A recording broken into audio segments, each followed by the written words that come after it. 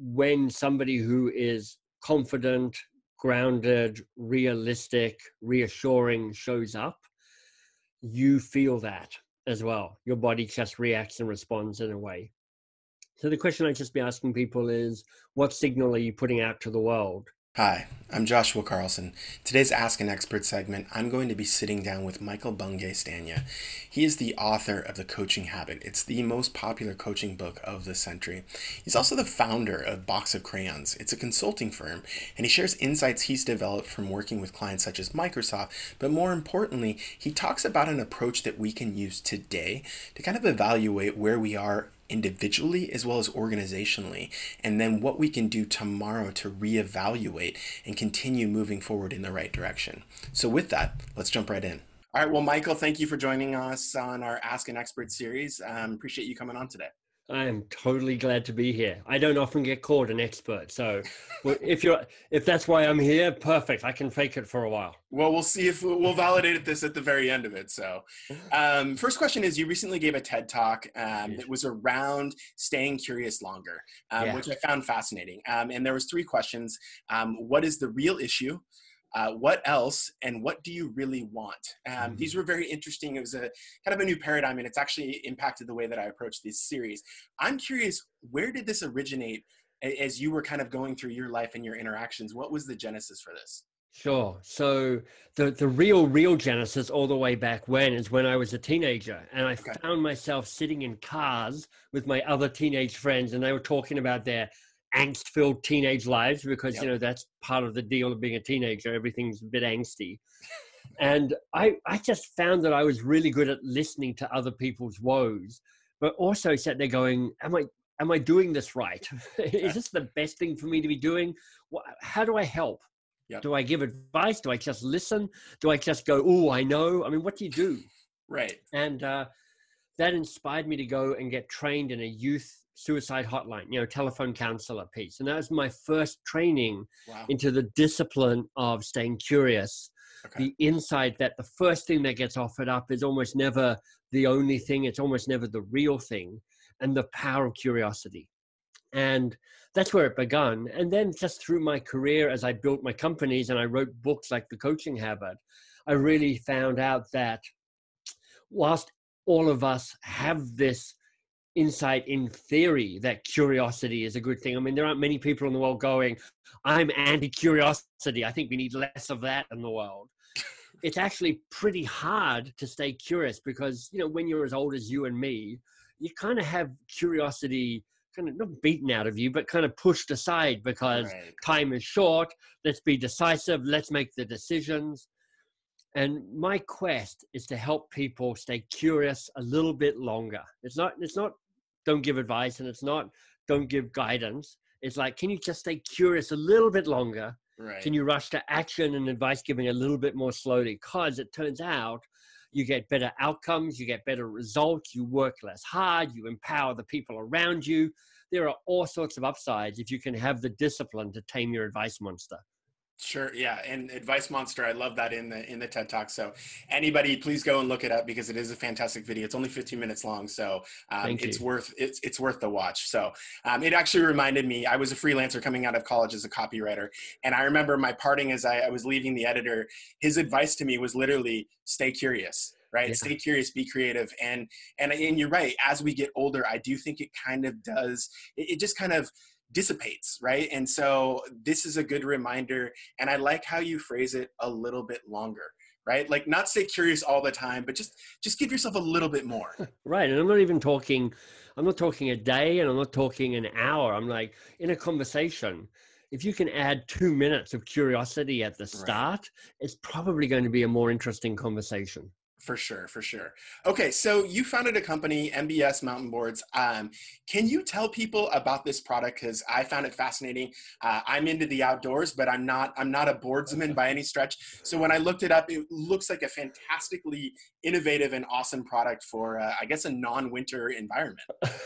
Well, this is where the conversation takes a weird left-hand turn, and it explains your earlier conversation about Colorado, because that's not my company. That's another company altogether. So MBS.com is the mountain board thing. Okay. MBS.works is my company. And that's where I come in and I teach people how to be curious, how to have the courage of the work that they do, how to show up in a way that they can actually shape a better life. So neither of us are bored people, and neither of us, it sounds like, a mountain people. So that's good because, to my comment before about can I be an expert, I can definitely not be an expert about anything to do with boards, mountain boards, skiing, so anything. I'm Sure. an utter failure. Okay, so let's talk about this then. So thanks for the revelation. I'm sure I'm not the first person to explain this or bring this up. So you help companies stay curious longer. Do you guys have kind of a static approach that you enter into an engagement with, or do you actually look at each individual company as its kind of own unique identity and approach it? It's such a great question. So the company I founded, the training company I founded, is called Box of Crayons. Okay. And it's all about helping organizations shift from advice-driven to curiosity-led. And the organizations that are most fun for us to work with agree with us on this principle about the power of curiosity. And then they realize that we have to shape a response to fit that organization. So the perfect example, and one of our clients, is Microsoft. Okay. So, you know how Microsoft has just gone through this transformation in the last number of years. It used to be the old uncool company compared to Apple. Right. And I don't know if you remember way back when the Apple versus PC ads, where you have the cool Apple dude and the awesome geeky PC guy who was always humiliated. Right. I love those ads. Anyway, under the new CEO, or the newish CEO, Satya Nadella has said, we're changing the culture at Microsoft. We need to move from a know-it-all culture to a learn-it-all culture. Yeah. It's foundational in terms of a shift, because the Microsoft under the previous leaders were a little bit of a kind of arrogant, we know what's best for you. Right. And Satya is like, we need to change this. And you can have CEOs who say that, but unless there's a concerted effort to shift tens of thousands of employees' behavior, nothing changes. So what we've done at Microsoft is we've brought the strategies and the questions that are from my book, The Coaching Habit. Okay. So The Coaching Habit, a little bit of self-promotion, but it's the most popular coaching book of the century. It's sold almost 1 million copies now. And the reason it's popular is it says, look, to be more coach-like, I don't need you to be a coach. I just want you to be curious. So to be more coach-like, 7 good questions take you a long way down the path. And if you know what those 7 questions are and you start making them part of your everyday work, then powerful stuff happens. Okay. So with Microsoft, we've had to go in and go, okay, so what's true about Microsoft? It's a tech company. It's global. It's dispersed. It has small management teams. There's a way that expertise is really valued, because R&D and the engineering required to produce a lot of the stuff that they do. How do we work with those requirements to help shift behavior across the whole culture? And of course, it's thrilling stuff, and it's actually making a difference there. Well, so I have a question about that, because first off, I love how the CEO has changed the mindset, right? We're going to change to a learn it like philosophy. How is that? I mean, that's a massive organization. How do you actually implement this philosophical change when you have thousands and thousands of employees, not just across the country, but across the world? What is the process that you guys recommend to implement this new philosophy? Yeah, so I can offer principles rather than a process, because to your very question before, it's like if you have a one size fits all process, you've got this will fail stamped across your forehead. So part of it is to say you need to find your champions in the senior leadership team. Okay. And often for a company this big and a change this significant, if the CEO is not on board, you've already lost the battle. So you have to have senior support. Secondly is you can't do it all at once. You have to go and find different areas of the company and start somewhere. And I think you got a choice when you're trying to shift a culture like that. I tend to go, do we go to the place that is most welcoming of us? They're like, no, we get it, and we need come and help us out because we're in sales or we're in R&D. We want that now. Or do you go to a place that's most broken and where you're like, you know what, the worst that can happen here is it just stays really broken. Right. And the best that happens is we convert skeptics, because a skeptic can become a very powerful internal champion. Sure. Because trying to make change within big organizations is difficult because of the principle of homeostasis. Here's the deal. As soon as you're an external dude like we are at Box of Crayons, and we come in and we go, hey, we've got something to offer, here it is, and we kind of push it into an organization, what an organization does is it just pushes back, because that's what organizations are set to do. It's like, keep replicating business as usual. It's just a systems principle. It's that the way systems work. Right. So there's a way to go, how do we figure out how to get undercover? How do we sneak in? How do we find our internal champions? And then the question I think that's interesting is, when you've tackled change like this before and it's actually worked, what are some of the things that you did that made the difference? Okay. Because when you're dealing at this kind of organizational change level, mostly it fails. It has a very low percentage of success rate. You know, it's like 30 to 40% of change initiatives and organizations just fail utterly. And 30 to 40% make some difference, but everybody's a bit disappointed. Yeah. And it's like 10 to 15% actually succeed against the standards they'd set for themselves. Right. So part of what I always go is like, let's not try and propose something that we don't know whether it'll work. Let's not be stupid. Let's go and find out what works in this part of the business. Okay. And then go, what do we learn from that? How do we replicate that? How do we take on that DNA to give us the best chance of success? Okay. And that makes sense. Start with what you know is already working specifically within that organization, and then back up from that and evaluate it, and then look to see how you can apply it outwardly. Yeah. I mean, for people who want to go deeper in this, there's a couple of names that you can look at. One is the whole idea of appreciative inquiry, which is about amplifying what works. And then specifically in the world of change, there's something called positive deviance. So it's such a great provocative title, which is like, who are the deviants, the positive deviants who are doing things differently from other people around them and are succeeding in spite of everything else? Sure. Okay. Well, so pivoting a little bit here, I'm curious what you've either seen internally within your own organization, or at least with the clients that you're interacting with. What are the things that you're seeing as we've been on this like 2.5 month, COVID hiatus, and what do we see looking forward, or what is the message to the clients that you have? Hey, how do we rebound from this? Yeah. Well, even the word rebound is an interesting one. Somebody has talked about resilience as bouncing back. And I interviewed somebody for a podcast I run called We Will Get Through This. And her definition of resilience was, how do we bounce forward? And that's pretty interesting, because honestly, everybody's sitting around going, what the hell is going on here?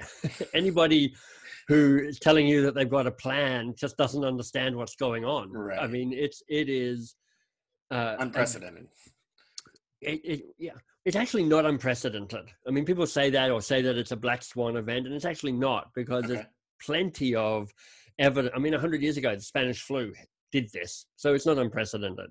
And it's not unexpected, because we've had experts talking about this as a potential significant systems failure for a long time as well. It's none of those things, but it is massively confusing and disruptive, and nobody knows what to do. And I think one of the messages is to say it is almost impossible not to be suboptimal right now. If you think you can just kind of bounce back and go, just keep on working from home and I'll be fine, you're kidding yourselves. Right. You've got, for a little bit of brain science, we've got this part of our brain, the amygdala, the lizard brain as it's sometimes called. And it's all about survival. It's scanning the environment 5 times a second going, how do I survive this? And how do I keep you alive? Because that's job number 1 of your brain. Don't die. Because if you're dead, you're not going to be able to pass your DNA on. And that's what we're trying to do here. Yeah, right. The amygdala, the lizard brain, hates uncertainty, really, because it goes, look, Trust me. Anytime we're unsure of things, we're at more risk. When we're sure of things, less risk. Right. And what's clear now is just how uncertain so much is. You can definitely make the argument that, quite frankly, we're always in that place of uncertainty. It's just more obvious now. We don't know what's happening with the economy. We don't know what's happening with our company. We don't know what's happening with our jobs. We don't know what's happening with our health. We don't know what's happening with our communities. We don't know what's happening with our politicians. There's just this underlying uncertainty, which is like, what can we rely on right now? Right. And it means that your brain is constantly, even if you're like, you got some swagger, your brain is actually going, yeah, I don't know. So you're actually suboptimal. So there's a degree to which you go, look, you're suboptimal. Just appreciate that, because ignoring it's not going to help. Okay. Then I think there's a question where you just go, all right, what's essential? What actually matters? And that's powerful, because that turns out to be the kind of key strategic question, which is, you always really, to be successful in business, are making these decisions between the essential few and the trivial many. And as much as we talk about that in theory, in practice, a lot of us spend a whole bunch of time on the trivial many and less time than we might on the stuff that really matters and makes a difference in our organization. And so what I think this is doing is making us all go, what's essential here? And I think it also just makes you realize that things like 3-year plans or 5-year plans, I mean, if you had a 3-year plan, it's probably not your plan anymore. Right. And there's a way that the real politic, the real way strategy works is you make a decision, you try and make it focused on something that's essential, you commit to it, you go some distance, and then you stop and go, where am I now? And has my environment shifted now? And now what decisions do we make? So I don't have any answers. I'm as confused as anybody, probably more confused than most people. I'm just trying to be gentle with myself to say it's okay to be confused, because that's actually the state of the system right now. Right. It's okay to have some good days and have some bad days. I mean, yesterday for me, I was like, I'd have bursts of working, and then I'm like, I need to go nap, because I'm just not in it. I can't get my head into the game today. Right. And it's just useful to kind of go, both of those, all of this is okay. Well, so that's interesting. I think we've all been, at least a lot of us, I've been working remote for 2 years now, so it hasn't been as disruptive for me personally.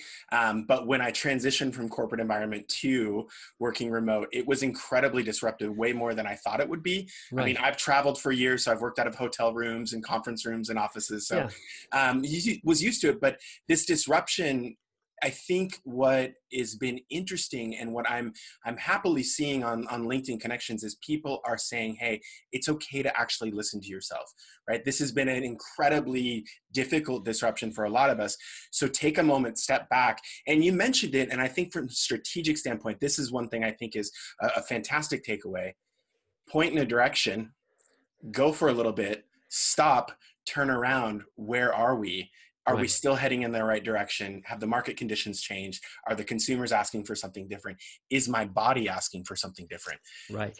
Right. And I think that that's just a priceless takeaway in a normal situation, but certainly is incredibly important in this environment. You know, one of the other guys I interviewed on this We Will Get Through It podcast is a former brigadier general and called Tom Colditz. And I was like, Tom, how do you read a situation? I mean, that's part of what you're being trained to do in the military, is be able to go, what's happening here? Yeah.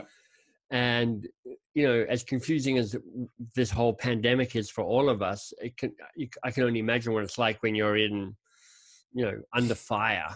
You know, how do you deal with that?